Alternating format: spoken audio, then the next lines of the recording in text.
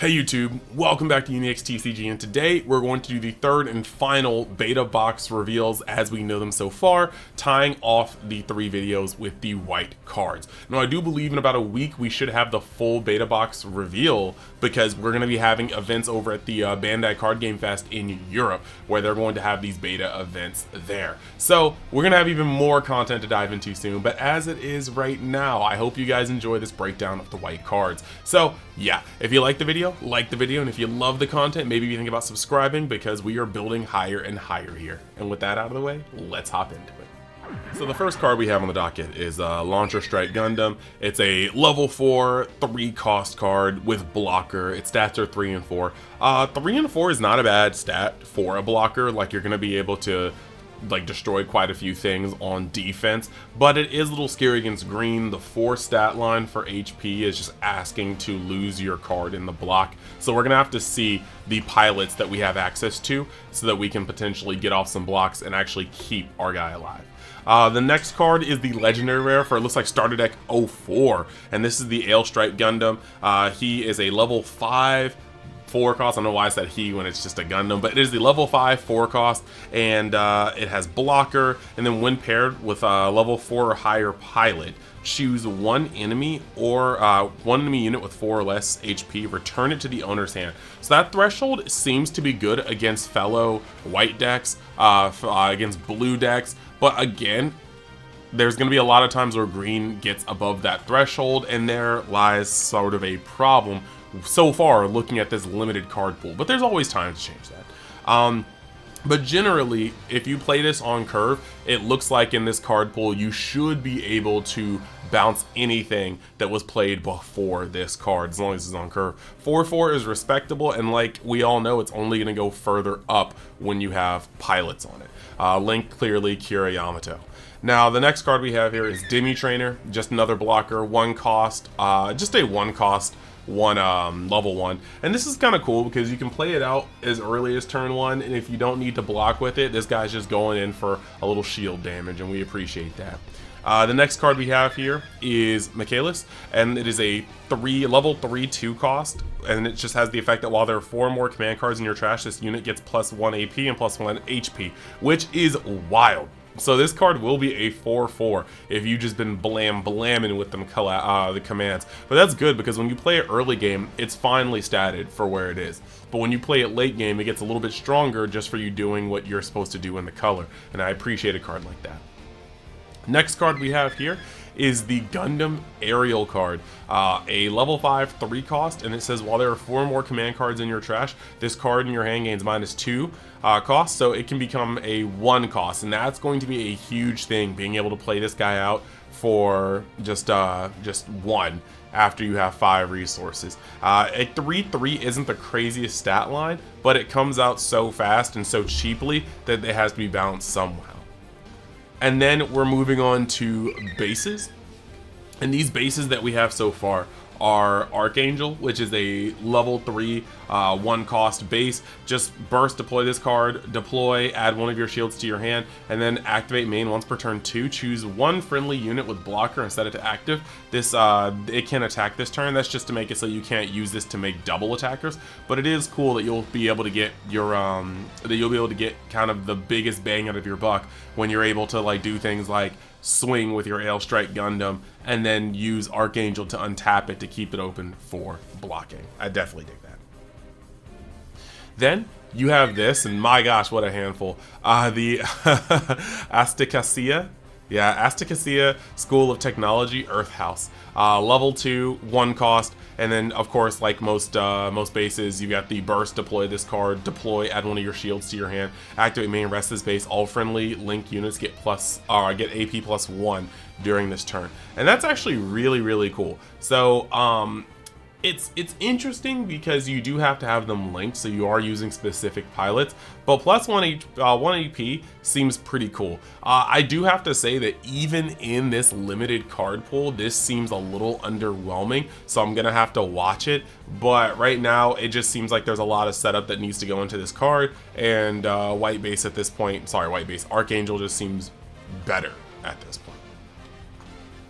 Now moving on to pilots, we have got the level 4 1 cost Kira Yamato. Excellent art. I like the strike with its like cells powered down in the back. But burst, add this card to your hand. Kira Yamato is a +2/+1, and then on attack, choose one enemy unit, and that unit gets -2 during this battle. So that's going to allow you to trade more effectively. If you have this on like Ale Strike, for instance, it's a 6/5. But you can go up against something that would normally be like a 6/5 or a 6/4 or something like that, and you can make it so that you're not going to die by reducing its AP by 2 when you attack. And I think that's actually really, really cool in terms of how you're going to try to trade. Then the next pilot we have is Saletta Mercury, and she is a 4 cost or 4 level 4 1 cost pilot. Just a 1/2 +1/+2, and then on attack, once per turn, choose one of your resources, set it to active, so you get a little bit more mileage on your resource, potentially extending your plays, which is very important when you are playing pilots. A lot of pilots are 1 cost, so it's really interesting how you could have a body already on the board, and then you could play a body, use your remaining resource to play Saletta, and then you can attack and then untap one and then play another pilot to get the double link for the turn. So I definitely like where that's going. Or you can hold it up for a command. There's just a lot of cool synergy that I think you can use with this card, and it's actually one of the low-key, like, it's got promise. Next card we have here is GameGenic, and he basically, or is it Jewel? Is it Jewel or is it Yule? I haven't watched Witch from Mercury yet, so y'all tell me. But yeah, it's basically, he is a level 3 1 cost pilot. Burst, add this card to your hand, and then activate main once per turn. If your opponent has 8 or more cards in their hand, set this unit to active. It can't attack during the turn, so it's going to allow you to do multiple blockers, or at least save something from being attacked outside of special effects. The only thing I don't like is that 8 cards in hand seems to be a little excessive. This game doesn't have like a crazy amount of draw. You're drawing for turn, and then you're drawing for cards that say draw.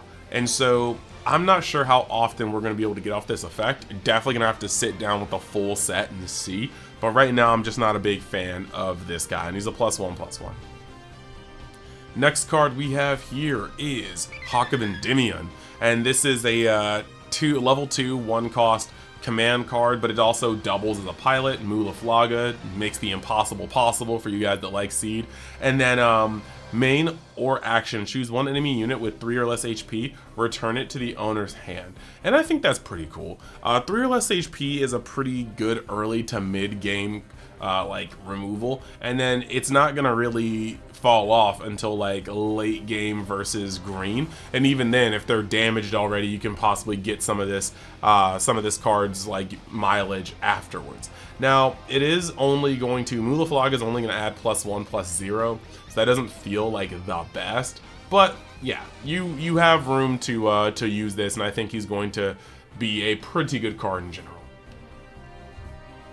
Then we have got Overflowing Affection, just generally good filter, level 2, cost 1, draw 2, and then discard 1. So that's going to be great. This is going to be one of the ways that you flood with commands. And then the good part is, if you need to turn on some of your cards that say need 4 commands in the trash, then you can play this, draw 2, and discard a command. You just put 2 commands in the trash. So I think this is just a very, very good card for the way the color is supposed to work. And then the last card we have here is arguably one of the strongest. You got the Witch and the Bride. The Witch and the Bride is a level 5, 2 cost card, and basically burst, you activate the card's main, but the card's main / action is choose one enemy unit with 5 or less HP, return to the owner's hand. This hits almost everything in the game unlinked right now, and as so far as we've seen, and then it hits even some things WoW linked. So realistically, if your unit is chipped, like if it has any damage on it, it should be vulnerable to the Witch and the Bride. And then we don't know what red is going to hold, but if we get some ways to ping cards in set 1, then this is going to go hand in hand, because if you can just deal 1 or 2 damage through effect, there's nothing that the Witch and the Bride can't really hit so far as what we've seen. So I'm excited about that, but yeah, my general thoughts on weight. So right now, I'm kind of stuck, because White is really cool in terms of how much stun it has in it. The blockers to hopefully stop getting attacks through, the bouncing so that you can reset boards, and when you don't have enough pilots or you're not seeing the pilots or anything like that, you start kind of running out of resources to give these things haste. However, my issue is that blocking is significantly weaker now that we know that the Breech keyword is a focal part of green. Not only will they likely survive, like their bigger bodies will likely survive your block, but they'll still damage your shields through the block. So what did you really block? It's kind of very interesting and scary at the same time. So I really am kind of at a point where I'm like, I don't know how I feel about a lot of this. And I need to see, of course, more of the card pool. Now, as it stands currently, it feels like white and blue are support colors, while green is the powerhouse. And I'm hoping what that means is that red will also be another powerhouse that wants to be supported by blue or white once we actually see red cards. We only have one right now, the Sinanju, and I do believe that it can ping for damage, and then it has high maneuverability, I think, so it can't be blocked. So I think that's the translation. I'll have to check that. I'll make a future video as soon as we get more red cards so I can actually start talking about the color. But I think that right now it looks like green is the power color and blue and white are support colors. Now blue and white together could probably make some really cool control, but I don't think they have the finishing power to get the job done. So we'll still have to see. We'll still have to see. We still have cards to go. We got to see what we're looking at. And again, this weekend or a week from today, we should have full spoilers at this point, because over in Europe, they're going to be opening up the first beta boxes. So I am super excited. I want to know what you guys think about this in the comments. And yeah, I think white shows some promise. Like green and white is going to be a very powerful combination of colors, but I think that blue white will probably be more consistent in terms of both decks having draw cards. The repair along with the bouncing and the blocking will probably make your blockers go a longer way. There's just a lot of cool things I'm seeing here. But yeah, let me know what you guys think. I will see you in the next video, and like I said before, if you like the content, like the video, and if you love the content, maybe even subscribe, and then go in the description and check out my other channels and stuff like that, because I'm always doing stuff like really, like I be grinding. So yeah.